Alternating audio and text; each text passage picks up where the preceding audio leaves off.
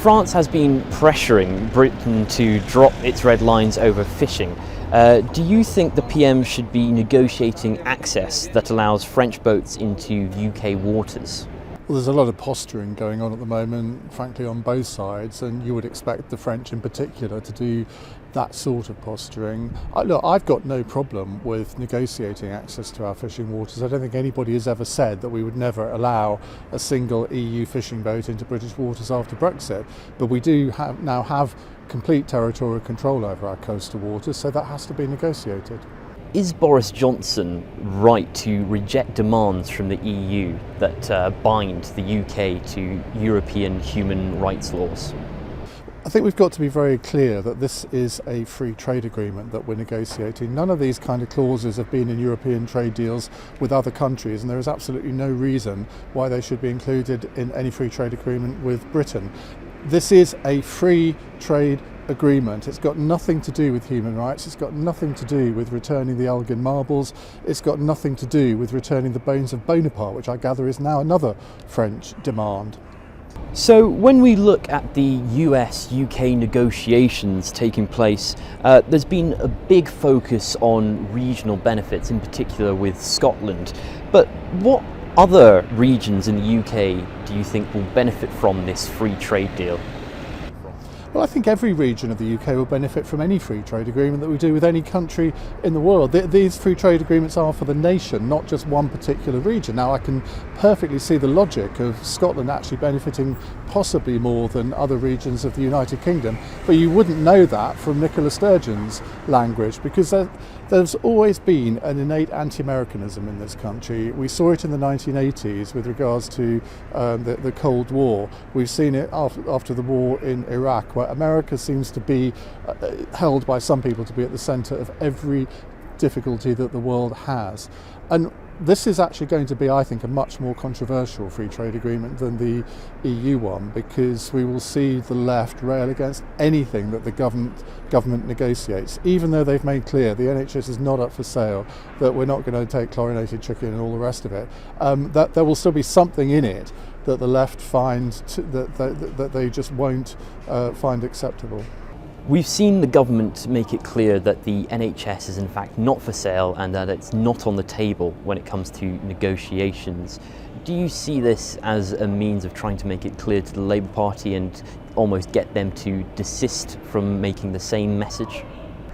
Well, good luck with that, because they will never desist from this. If you look at every election campaign, so in my adult lifetime, there has always been an NHS scare story. That was the one from the last election where the Tories would sell off the NHS to Donald Trump. There is no prospect of that happening whatsoever. If you look at the private sector involvement in the NHS, it went up most actually under the Blair government. It's gone up fractionally under this government, but it's only 6 or 7% of contracts. And then we have, like, GPs are effectively in the private sector. You've got pharmacies in the private sector. If the private sector didn't exist, the NHS would have huge difficulties. So I see absolutely no prospect of that happening.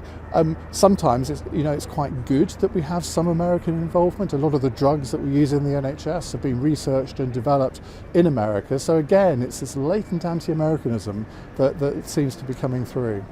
As somebody who worked for David Davis as their chief of staff, how toxic do you think it will be for the next Labour leader, the incoming Labour leader in the run-up to the next general election, to be a candidate that is basically all about wanting to rejoin the EU?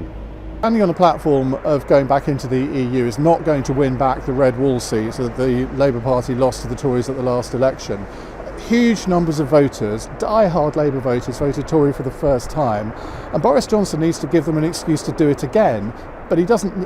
Keir Starmer doesn't want to give that excuse himself. Now, he's got a problem because he was the architect of Labour's disastrous Brexit policy, which even the Labour Party say that was the main reason they lost the last election, yet they're about to elect him as leader. Go figure. Jeremy Corbyn is now in his final weeks as Labour leader, and when you look back at his Brexit legacy, what do you think he will most be remembered for? Jeremy Corbyn will most be remembered for nothing to do with Brexit. He'll be remembered for failing to deal with anti-Semitism. But on Brexit, he's presided over a complete failure in policy. Actually, in his first 2 or 3 years of leadership, he quite skillfully trod that tightrope between Brexit and Remain. Everybody knew that he was actually fairly anti-EU, given his voting record was on a par with John Redwood's. But he managed to keep the party together, but it was only really in 2019 that it all fell apart. Now, I think it was inevitable that it would all fall apart, because in an election you have to have a clear message. Boris Johnson's message was summed up in 3 words: get Brexit done. Nobody could explain the Labour Party policy. I remember in September 2019 when I was on Question Time with Emily Thornberry, she had a valiant attempt at explaining it. And I just said to her, do you not understand how ridiculous that sounds? And the audience sort of erupted with applause. And it was at that point I thought, if that really is their policy, that is going to prove disastrous for them. Now, Jeremy Corbyn was the leader. Leadership is about leading, and instead he tried to follow different bits of his party, but you can't follow people in 3 different directions. How has social media and alongside that political blogs been an effective means in scrutinising and holding to account the government and in fact the Brexit process that we've seen over the last few years? I think in essence it is the job of political parties to hold the government to account. Now, you could argue that over 20 years that hasn't really happened. Under the Blair government there was very little opposition, and that's when you saw the rise of political blogs in a sense, and social media. But I think we've got to a stage now where social media, I'm not sure social media is actually holding government to account. It's very shouty, it's very insulting, and Twitter, we've discovered, does not reflect public opinion. I was convinced at 5 o'clock on polling day that Jeremy Corbyn was going to sort of maybe not win the election, but at least do a lot better than he did. Twitter has become a bit of an echo chamber. If you're in one tribe, you just listen to the people in your own tribe. If you're in the other, you listen to those people. So I'm not sure that social media has actually played a big role in holding government to account. On the other hand, it has provided sort of bloggers, freelance writers are able to do some of the kind of long-form, long-read journalism, which maybe wasn't so possible. People thought that investigative journalism would die once the newspapers started to flounder. That actually hasn't been the case at all.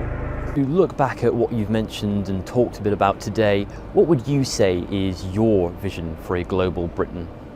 I want us to stop obsessing about just trading or just talking to sort of the European Union. The European Union is incredibly important to this country in terms of trade, but it is not the be-all and end-all. We have always been free to trade globally, that is true, but I think there are huge opportunities out there. I think particularly actually for UK manufacturing industry, which if we can get manufacturing really back motoring in the way that I think it's capable of, that's going to provide huge numbers of very good jobs for British people. So I want us to look beyond the borders of Europe. I want us to enter into partnerships not just with our traditional allies like New Zealand, Australia, America, Canada. There are so many other countries out there expanding economies, and that's where you've got to look for trade. That's where the expansion is going to come from. You look at our trade with India, for example, a country that we ought to be doing really well with, but actually we're not. It has gone up, it's true, in recent years, but not to the extent that it could do and should do. And I think there's a lot of goodwill in this country all over the world, and we need to exploit that. We have a lot of soft power, we have a lot of cultural power as well. And again, I interviewed Mike Pompeo recently, name drop, and he said to me that he doesn't understand, and the Australian, one of the, Tony Abbott said this to me recently as well, he doesn't understand why we aren't as confident as we should be. We still have one of the largest economies in the world. We have all of this soft power. We should be going out there, not beating our chests and sort of grandstanding, but we have a great story to tell. Particularly on financial services. I think we're going to be liberated really, I think, through this sort of whole global Britain vision. And I think we can do so much more than we're doing at the moment. And we've always been really good at innovating in this country. We've been less good at marketing. I think that's where we need to become a lot better.